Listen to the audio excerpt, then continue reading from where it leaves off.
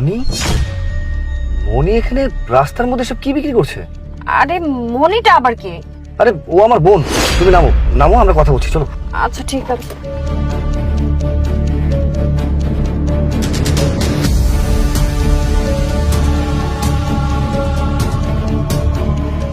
কি ব্যাপার মনি, তুই রাস্তায় দাঁড়িয়ে আম, পেয়ারা, শসা, আচার এইসব বিক্রি করছিস? মানে এসবের মানে কি? ভাইয়া তুমি এখানে, আর তুমি তো জানো যে আমাদের পুরো সংসারটা ভাইয়া চালাতো, কিন্তু ভাইয়া বিদেশে যাওয়ার পরে চাকরি করে যে টাকা পাঠাতো, হঠাৎ করে টাকা পাঠানো বন্ধ করে দিয়েছিল। কারণ ভাইয়া ওখানে নতুন বিয়ে করেছিল। বিয়ে করার পরে ভাইয়া পুরোপুরি পরিবর্তন হয়ে যায়। এর মাঝে বাবা আবার অনেক অসুস্থ হয়ে পড়েছিল।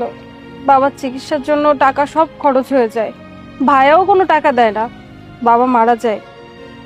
তারপরে যত সম্পত্তি ছিল সব সম্পত্তি ভাইয়া নিজের নামে করে বিক্রি করে দিয়েছে। আমাকে নিয়ে একটা বারও চিন্তা করেনি। তারপর আর কি করব ভাইয়া, পেটের দায়ে বাধ্য হয়ে এগুলো নিয়ে বসেছি। ঠিক আছে, সবই বুঝলাম, কিন্তু একটাবার তো আমাকে জানাতে পারতি। তোর এই অবস্থা, এই অবস্থার মধ্যে তুই আমাকে কোনো কিছু বলবি না? ভাইয়া, যেখানে নিজের ভাইয়াই নিজের বোনকে দেখলো না, সেখানে তুমি তো আমার পাতানো ভাই, তুমি আর কি করবে বলো? দেখ মনি, হতে পারি আমি তোর পাতানো ভাই, হতে পারে তোর সাথে আমার রক্তের কোনো সম্পর্ক নেই, কিন্তু রক্তের সম্পর্কের চেয়েও তুই আমার কাছে অনেক বড়। তোকে আমি বোন বলে স্বীকৃতি দিয়েছি। একটা বারের জন্য হলেও তোর জানানো উচিত ছিল যে তুই একটা প্রবলেমে আছিস। হ্যাঁ ভাইয়া, আমি তোমাকে জানানোর ট্রাই করেছিলাম, কিন্তু তুমিও তো দেশের বাইরে চলে গিয়েছিলে। এই জন্য আমি কোনোভাবে তোমার ঠিকানা বা তোমার ফোন নাম্বার কোনোটাই পাইনি। এই জন্য তোমাকে আর জানানো হয়নি। আরে কি শুরু করছো? আমলের কাছ থেকে আম নিলে নাও, না নিলে চলো। এই, এটা কোন ধরনের ব্যবহার তোমার? হ্যাঁ, মানুষের সাথে কি কেউ এইভাবে কথা বলে? তুমি দেখতে পাচ্ছ যে গাড়ির ভিতরে তোমাকে বলেছি সে আমার বোন হয়, এখানে আসো তাকে আমি বোন বলে দাবি করছি, আর তুমি তাকে এইভাবে অপমান করছো? ভাইয়া, আমার মনে হয় উনি অনেক ডিস্টার্ব ফিল করছে। তোমরা চলে যাও, সমস্যা নেই। না না, এখানে বাদ দেওয়ার মতো কোনো কিছু নেই। ও তোর সাথে বেয়াদবি করছে, তাই কিভাবে কথা বলতে হয় তা ওকে শেখাচ্ছিলাম। শোন, তুই এসব বাদ দে, তুই আমার সাথে গাড়িতে উঠ। আরে কি শুরু করলাম? ও আমাদের গাড়িতে উঠবে কেন? হ্যাঁ, একজন আমলি আমাদের গাড়িতে উঠবে? দেখো, তুমি কিন্তু বারবার ওকে ছোট করে কথা বলছো। আমি যেখানে বলেছি সে আমার বোন হয়, সো সে আমার সাথে যাবে। আর তুমি ওর সম্বন্ধে জানোই বাকি? হ্যাঁ, তুমি ওর সম্বন্ধে কোনো কিছু জানো না। ও যে আমার জীবনের জন্য কত ইম্পর্টেন্ট সেটা একমাত্র আমি জানি। সো প্লিজ, মাঝখানে কোনো কথা বলো না। তুই আমার সাথে গাড়িতে আয়। না না ভাইয়া, আমি এখন এই দোকান টোকান রেখে কিভাবে যাব? আরে রাখ তোর দোকান, তুই আমার সাথে আয়। আর সমস্যা নেই ভাইয়া, আমি ভালো আছি, আর এগুলো করে আমি খুব ভালোভাবেই সংসার চালাতে পারছি। এসব দোকান ফোকান দিয়ে কোনো কিছু হবে না। তোকে আমার সাথে যেতে বলেছি, তুই আমার সাথে আয়। আয় বলছি।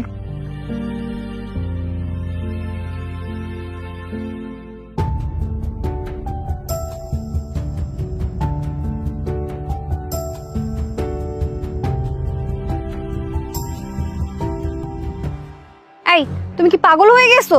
এই আমলিকে আমাদের গাড়িতে উঠাইছো কেন?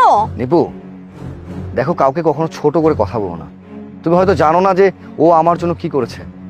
আজকে যদি তুমি জানো যে ও আমার জন্য কি করেছে, তাহলে তুমি বুঝতে পারবে যে ওর গুরুত্বটা কেন আমার কাছে অনেক বেশি। তাহলে শোনো। হ্যালো বন্ধু, শোন না, আমার তো 50,000 টাকা লাগতো। আসলে তুই তো জানিস যে আমি কোনো জব টব কিছুই করি না। তাছাড়া বাসা ভাড়াটা বাকি পড়েছে, আবার পরীক্ষার ফিসও বাকি আছে। সব কিছু মিলিয়ে আমার 50,000 টাকা না হলে চলবে না। আর তাছাড়া আমার হাতের অবস্থা তো তেমন ভালো না, তাই বলছিলাম কি, তুই যদি কিছু টাকা আমাকে দিতে ধার, আমি তোকে পরের মাসে ব্যাক করে দিতাম, কোনো সমস্যা হবে না। ও, তোর কাছে নাই না? আচ্ছা ঠিক আছে, সমস্যা নেই, রাখ।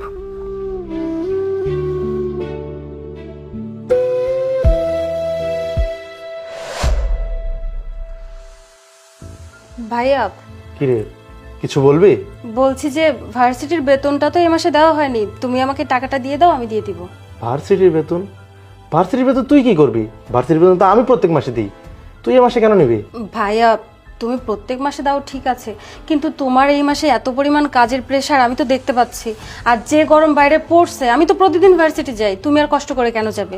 আমি যেহেতু প্রতিদিন যাই, বেতনটা আমিই দিয়ে দিব। আচ্ছা ঠিক আছে,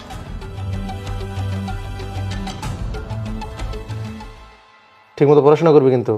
ঠিক আছে। নে, যা।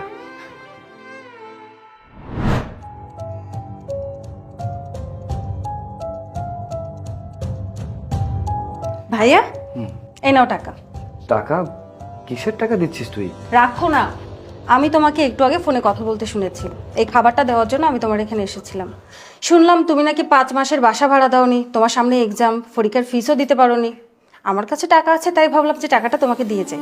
বোন রে, তুই যে আমার কত বড় উপকার করেছিস তা তোকে আমি বলে বোঝাতে পারবো না। এই সময় টাকার আমার খুবই প্রয়োজন ছিল, আর সঠিক সময়ে আল্লাহ জুগিয়ে দিয়েছে। যাই হোক, তুই আমার জন্য যা করেছিস এই ঋণ আমি আজীবন মনে রাখবো। ভাইয়া, এটা তুমি কি বলছো? পাশাপাশি ফ্ল্যাটে থাকি, আমি আমার ভাইকে যতটা ভালোবাসি তোমাকেও ঠিক ততটাই ভালোবাসি। যেতে আসতে সারাক্ষণ তোমার সাথে আমার দেখা হয়, তুমি সবসময় আমাকে বোনের মতো টেক কেয়ার করো, আর আমি বোন হয়ে ভাইয়ের এইটুকু সাহায্য করতে পারবো না? আচ্ছা ঠিক আছে, তবে হ্যাঁ, এই টাকা কিন্তু সময় মতো আমি তোকে ফেরত দেবো। ঠিক আছে, তুমি যদি কোনোদিনও প্রতিষ্ঠিত হও, তুমি যদি কোনোদিনও ভালো স্যালারি পাও, সেদিন তুমি আমাকে টাকাটা ফেরত দিয়ে দিও, আমি কিচ্ছু বলবো না। আর শোনো, এখানে কিন্তু মাংস আর ভর্তা ভাত আছে, খেয়ে নিবে। ঠিক আছে। আসি। এখন তুমি বলো, যেই মানুষটা আমার বিপদের সময় আমার পাশে দাঁড়িয়েছে, আমাকে টাকা দিয়ে হেল্প করেছে, সেই মানুষটা আজকে বিপদে পড়েছে, তাকে কিভাবে এমনি এমনি ছেড়ে দিই বলতো?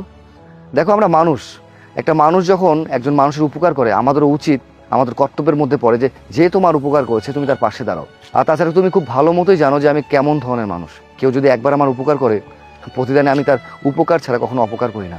আজকে সে যেভাবে অসহায়ের মতো রয়েছে, রাস্তায় দাঁড়িয়ে সে ফল বিক্রি করছে, এতে দেখে না আমার খুব খারাপ লেগেছে। তাই পুরোনো দিনের কথাটা আমার মনে পড়ে গেছে। ঠিক আছে, তুমি আসো আমার সাথে।